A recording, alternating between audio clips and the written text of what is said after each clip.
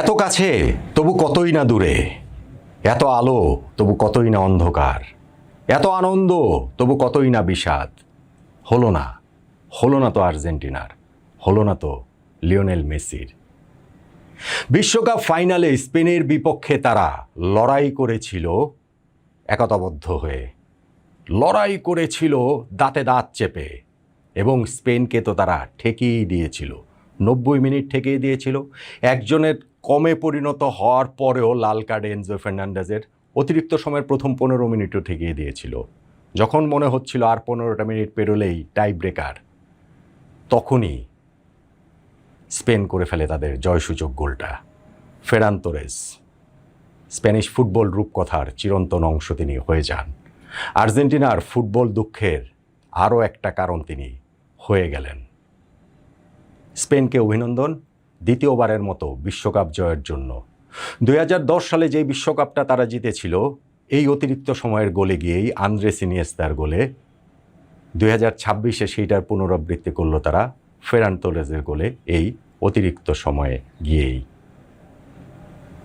Spain যেহেতু বিশ্ব champion হয়েছে, ডিজার্ভিংলি বিশ্ব চ্যাম্পিয়ন হয়েছে, তাদের জার্সি পরেই এই ম্যাচ শেষের ভিডিওটা করতে চেয়েছিলাম। জার্সিটা হাতেও নিয়েছিলাম, কিন্তু মনে হলো আর্জেন্টিনার জার্সিটা পরেই করি, কেননা তাদের প্রতি একটা সমবেদনা, সহমর্মিতা জানানোর জন্য। হ্যাঁ, আজকে আর্জেন্টিনার কোচ লিওনেল স্ক্যালোনি, তার ট্যাকটিক্স নিয়ে অনেক আলোচনা হবে, অনেক চর্চা হবে, অনেক কাল চর্চা হবে, কিন্তু মাঠে যেই আর্জেন্টিনার ফুটবলাররা খেলেছেন, তারা তো নিজেদের সর্বস্বটা নিংড়ে দিয়ে খেলেছেন, সর্বোচ্চটা দিয়ে খেলেছেন। কোচের সেই কৌশলের প্রয়োগটা তারা করার চেষ্টা করে গেছেন নিরন্তর। সাফল্যের খুব কাছাকাছি তারা ছিলেন। সাফল্য আমি এই সেন্সে বলছি যে খেলাটা যদি টাই ব্রেকারে চলে যেত আর 15টা মিনিট যদি তারা আটকে রাখতে পারতেন স্পেনকে, তাহলে এমিলিয়ানো মার্টিনেজ তাদেরকে চতুর্থ বিশ্বকাপ জিতিয়ে দিতেন, লিওনেল মেসিকে দ্বিতীয় বিশ্বকাপ জিতিয়ে দিতেন। কিন্তু সেটা তো আসলে হলো না। এত কাছে থেকেও অনেক দূরে সরে গেল আর্জেন্টিনার বিশ্বকাপ জয়ের স্বপ্নটা। লিওনেল মেসি এই বিশ্বকাপে 39 বছর বয়সে যেটা খেলেছেন সেইটা অবিশ্বাস্য, অকল্পনীয়, কিন্তু তার শেষটা তিনি পূর্ণতায় দিতে পারলেন না। বিশ্ব ফুটবল মঞ্চ থেকে সম্রাটের এই কি বিদায় হয়ে গেল? নতুন সাম্রাজ্যের গোড়াপত্তন কি হলো স্পেনের মাধ্যমে? যেই সাম্রাজ্যে লামিন ইয়ামালের মতো একজন আছেন, প্রতিশ্রুতি আছে তার এই বিশ্ব ফুটবল নিজের করে নেয়ার। না, আজকের ফাইনাল ম্যাচটাতে তিনি ডিসাইডার না, কিন্তু সেখানটাতেও তিনি তার ঝলক দেখিয়েছেন, এবং শেষ হাসিটাই তো লামিন ইয়ামালের, স্পেনের। দেখেন, এই ম্যাচটাতে স্পেন ডিজার্ভিং উইনার না, এটা কেউ বলতে পারবে না। কেউ না মানে কেউ না। কেননা ম্যাচটাতে খেলেছে একটা দলে, স্পেন, গোল করতে চেয়েছে একটা দলে, স্পেন।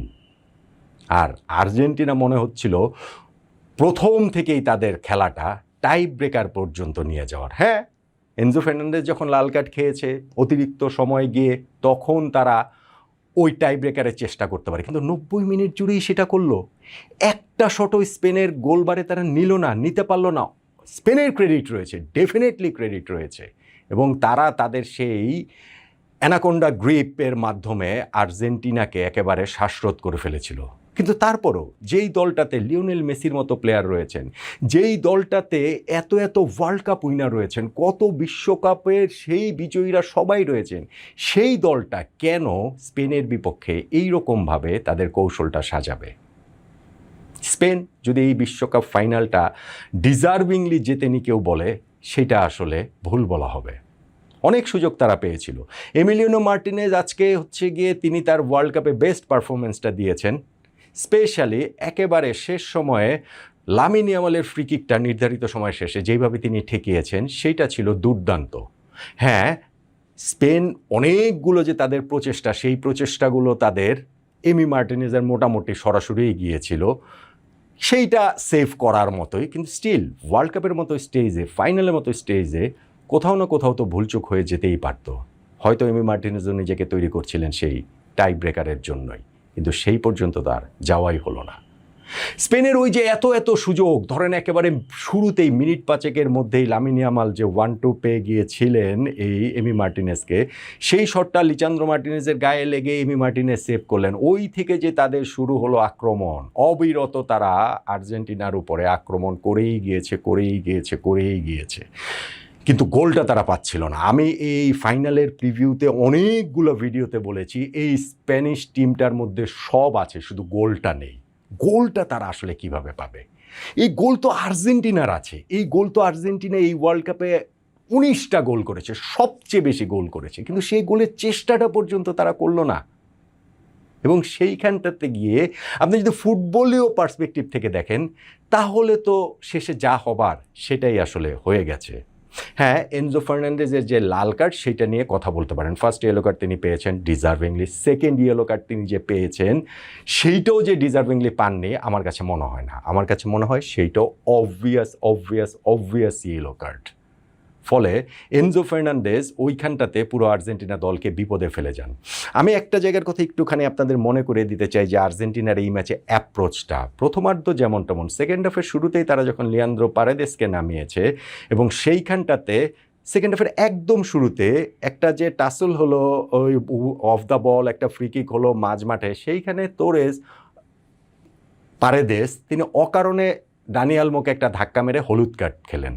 এবং সেইটাতেই বোঝা গেছে যে আর্জেন্টিনা ক্যাওস সৃষ্টি করতে চায়, ক্যাওস তারা সৃষ্টি করবে এইটাও প্রেডিক্টেড, কিন্তু শুধুমাত্র স্পেনের এই ছন্দটা নষ্ট করে দেওয়াটাই যদি একটা টিমের লক্ষ্য হয়, নিজেদের খেলা না, তাহলে শেষ পর্যন্ত গিয়ে তারা আসলে কিভাবে জিতবে, কোন ওয়েতে জিতবে?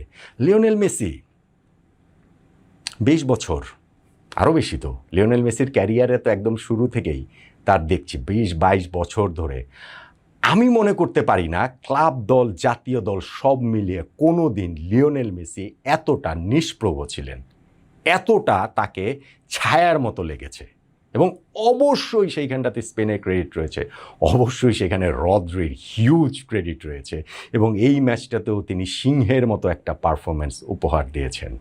কিন্তু শেষ পর্যন্ত গিয়ে আর্জেন্টিনা যে আসলে কোনো ফুটবল খেলার চেষ্টাটাই করে নাই, গোল দেওয়ার চেষ্টাটাই করে নাই, এইটা তাদেরকে আসলে অনেক দিন আসলে পুড়িয়ে যাবে। ওই যে গোলটা তারা যখন অতিরিক্ত সময়ের সেকেন্ড হাফের শুরুতে গিয়ে কনসিড করলো, সেই গোলটাতে নিকো উইলিয়ামসের যে হেডব্যাকটা সেইটা ছিল সবচেয়ে গুরুত্বপূর্ণ, এবং তাতে ফেরান টোরেজের যে ভলিটা ওইটা আসলে জাল খুঁজে নেয়। এর আগে পরেও কিন্তু আরও 2টো গোল স্পেন দিয়েছিল, কিন্তু সেগুলো বাতিল হয়ে যায়, একটা সামান্য একটুর জন্য অফসাইডে, এবং আরেকটাতে রেফারি যে ফাউলটা দিয়েছেন ওইটার বিল্ড আপে সেইটাও একেবারে 50-50 কল। এবং আরও যে কতগুলো চান্স স্পেন মিস করেছে, স্পেশালি মিকেল মরেনোর ওই হেডার, স্পেশালি নিকো উইলিয়ামসের ওই হেডার, এগুলো তাদেরকে আবার অনেক দিন পোড়াতো। আর্জেন্টিনা ওই শেষে গিয়ে তারা ওই 10 জন নিয়েও আউট অফ ডেসপারেশন, তাদের ভেতরে যে একটা মানে স্ট্রিট ফাইটারের ব্যাপার রয়েছে সেইটা তারা তুলে নিয়ে এসেছিল, যেইখানটাতে কয়েকটা বার ওই যে মার্কোস সেনেসির শটটা কীভাবে যে ওইটা ডিফেন্ড হলো, কিংবা ধরেন ওই যে জুলিয়ানো সিমেনের শটটা ওইটা উপর দিয়ে চলে গেল, একটু নিচ দিয়ে গেলে, মানে এগুলো হয় ফুটবলে, এইসব মোমেন্টগুলোই তো থাকে। শেষ পর্যন্ত গিয়ে আর্জেন্টিনার আর বিশ্বকাপ জেতাটা হলো না, 4 স্টারটা তাদের আসলে দেয়া হলো না, নিজেদের জার্সিতে খোদাই করে দেওয়া হলো না, বরং স্পেনের জার্সিতে 2য় স্টারটা বসে গেল। আর্জেন্টিনা এই ম্যাচ, এই বিশ্বকাপ যেটা খেলেছে সেইটা তারা এক্সপেকটেশনটা মিট করে প্রতিটা ধাপ পেরিয়ে ফাইনাল পর্যন্ত চলে এসেছে। আর স্পেন তারা সেমিফাইনালে যে মাস্টার ক্লাসটা উপহার দিয়েছে ফ্রান্সের বিপক্ষে, ফাইনালটা হয়তো সেই লেভেলের না, কিন্তু যদি আপনি একেবারে নিরপেক্ষ জায়গা থেকে দেখেন তাহলে বিশ্বকাপ ফুটবলের ইতিহাসে এটা কত 23 নম্বর আসর, তো কোনো ফাইনাল এতটা একতরফা হয়নি।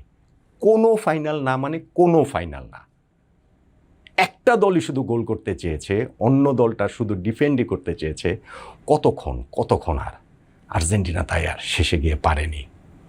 স্পেনকে অভিনন্দন বিশ্বকাপ জয়ের জন্য। আর্জেন্টিনার প্রতি একেবারে হৃদয়ের অন্তঃস্থল থেকে সমবেদনা। এই ওয়ার্ল্ড কাপে তারা হিউজ এফোর্ট দিয়েছে। লিওনেল মেসির এটাই বিদায়ী ম্যাচ কিনা জানি না, এবং শেষ বিশ্বকাপটা তিনি তার মতো করে রাঙিয়ে দিয়েছেন। শেষটা শুধুমাত্র পূর্ণতা পেল না। থাকে না যে যেই গল্পগুলোর বেদনা দিয়ে শেষ হয় সেই গল্পগুলোই মানুষের মনে দাগ কেটে থাকে অনেক বেশি করে। লিওনেল মেসির 2022 বিশ্বকাপ জয়টা ছিল পূর্ণতা, আর এই বিশ্বকাপের শেষটা যেইভাবে একটুর জন্য এত কাছে এসে এত দূরে বিশ্বকাপটা সরে গেল, সেইটা অনেক বেশি করে হয়তোবা মানুষের মনে, মননে, মগজে, ভালোবাসায় থেকে যাবে। স্পেন ডিজার্ভিং উইনার, অবশ্যই 2024-এর ইউরোর উইনার তারা। স্পেনের ফুটবল সাম্রাজ্যের পত্তন নতুন করে এই বিশ্বকাপ জয়ের মাধ্যমে, আর্জেন্টিনার বিপক্ষে জয়ের মাধ্যমে হলো বলে আমার কাছে মনে হয়। আবারও স্পেনকে অভিনন্দন, আবারও আর্জেন্টিনার প্রতি সমবেদনা।